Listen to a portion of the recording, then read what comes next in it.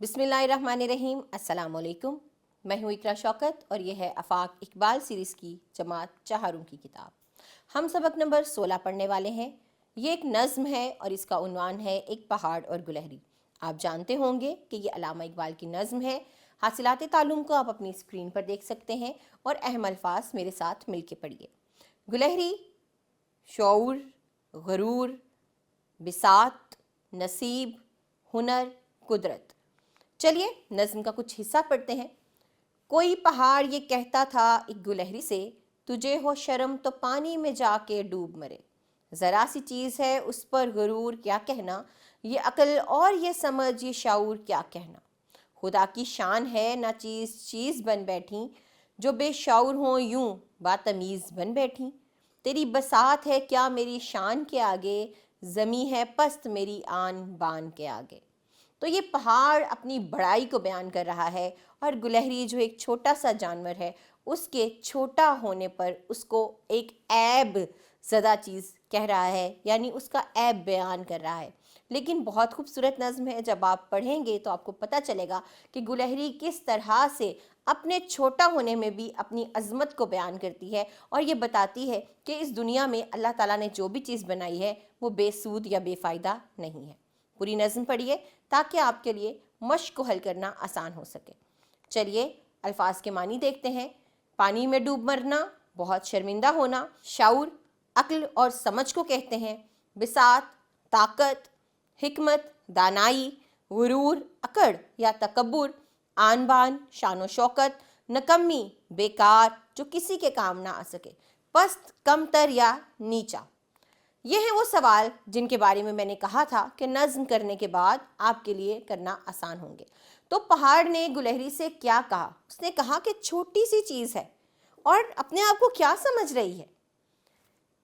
इसी तरह उसने और भी बहुत सी चीज़ें बयान की जो आप कब बता सकेंगे? नज़्म को पढ़ने के बाद।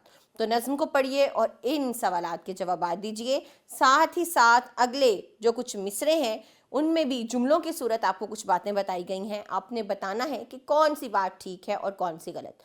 जैसे पहाड़ ने गुलहरी से कहा दरिया में डूब मरने को, लेकिन नहीं, उसने कहा पानी में। अब पानी दरिया, समंदर, नहर कहीं का भी हो सकता है, लिहाजा उसने पानी में डूब मरने को कहा। पहाड़ कदम उठाने की ताकत नहीं रखता, बिल्कुल ठीक बात है, क्योंकि पहाड़ बेजान चीज़ है। गुलहरी ने पहाड़ को सेब तोड़कर दिखाने को कहा, तो आप बताइए वो कौन सा फल था जो गुलहरी ने कहा कि वो तोड़ के दिखाए, क्योंकि पहाड़ तो बेजान है और वो किसी भी चीज़ को तोड़ने या हरकत करने की ताकत या हिम्मत नहीं कर सकता। गुलहरी को दरख्त पर चढ़ना सिखाया गया। जी हाँ, अल्लाह ताला ने गुलहरी को दरख्त पर चढ़ना सिखाया। आगे आइए बात करते हैं। आपने इस नज़्म के बारे में आपस में बातचीत करनी है और इसका मरकज़ी ख्याल अपने साथियों को बताना है। ज़ुबान शनासी में हमारे पास अल्फाज मुतरादिफ और मुतज़ाद का सवाल है। आपने ये जो अल्फाज आपको दिखाई दे रहे हैं स्क्रीन पर, इनके जोड़े बनाने हैं मुतरादिफ और मुतज़ाद के। पस्त, तो पस्त का मतलब क्या होता है? अगर हम इसकी मुतरादिफ की बात करें तो छोटा होता है और अगर हम इसके मुतज़ाद की बात करें तो वो बड़ा होता है। हिकमत, दानाई, ये इसका मुतरादिफ है और हिकमत का मुतज़ाद क्या होगा? तलाश कीजिए। इसी तरह पानी, कोह, बुलंद, गरीब, इन तमाम के मुतज़ाद और मुतरादिफ के जोड़े बनाकर ये सरगर्मी मुकम्मल कीजिए। अगली सरगर्मी ये है कि आपको ज़मीरे इजाफ़ी के बारे में जानना है। याद कीजिए, अपने जहन को पीछे लेके जाइए और याद कीजिए कि हमने पहले ज़मीरे फ़ाइली और मफ़ूली पढ़ लिया है। ज़मीरे इजाफ़ी पढ़ने के लिए आपको इन जुमलों को तवज्जो से सुनना और पढ़ना होगा। जुमला क्या है? सारा मेरी बहन है। तुम्हारे पास कितने पैसे हैं? तो ऊपर जो जुमले मैंने पढ़े हैं इनमें मेरी और तुम्हारी ऐसे ज़मीर हैं जो किसी से अपना ताल्लुक, क्या, किसी से अपना ताल्लुक जाहिर कर रहे हैं, इन्हें हम ज़मीरे इजाफ़ी कहते हैं। ये हमारे पास कुछ अल्फाज हैं जो आपको ऊपर दिखाई दे रहे हैं और उसके नीचे कुछ जुमले हैं। आपने दुरुस्त ज़मीरे इजाफ़ी का इस्तेमाल करते हुए इन जुमलों को मुकम्मल करना है।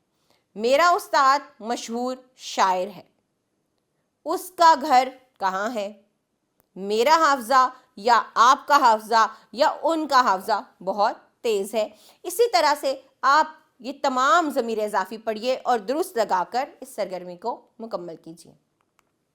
لکھائی کی مہارت، آپ کسی اپنے ایک دن کی سرگرمیوں کو کاپی میں روز نامچے کی صورت لکھیں۔ یہ سرگرمی ہے، کیا کرنا ہے آپ کو؟ آپ کے کسی بھی ایک دن کا معمول، اس کی سرگرمیاں آپ کو روز نامچے کی صورت میں اپنی ڈائری میں لکھنی ہے۔ ہمارے پاس ایک بند ہے، آپ نے اس بند کو پڑھنا ہے اور اس کی نثر لکھنی ہے۔ بند کیا ہے؟ کہا یہ سن کے گلہری نے منہ سنبھال ذرا، یہ کچی باتیں ہیں دل سے انہیں نکال ذرا، جو میں بڑی نہیں تیری طرح تو کیا پرواہ نہیں ہے، تو بھی تو آخر میری طرح چھوٹا۔ کیا خوبصورت بات کہی اس نے۔ تو آپ اس کی نثر لکھیے۔ اگلا سوال یہ ہے کہ نظم ایک پہاڑ اور گلہری کو آپ نے مکالمے کی صورت میں کاپی میں لکھنا ہے۔ مکالمہ کیا ہے؟ آپس میں بات چیت کے انداز میں۔ یہاں بھی آپ نے دیکھا کہ گلہری پہاڑ سے اور پہاڑ جو ہے وہ گلہری سے بات چیت کر رہے ہیں، مکالمہ کر رہے ہیں۔ آپ نے اس نظم کو مکالمے کی صورت میں اپنی کاپی میں لکھنا ہے۔ مہارت حیات، یہ ہماری آخری سرگرمی ہے اس سبق کی، اور وہ کیا ہے کہ بچوں کے لیے لکھی گئی علامہ اقبال کی نظم کوئی بھی اور اس کے علاوہ پڑھیے اور اپنے ساتھیوں کو بھی پڑھ کے سنائیں۔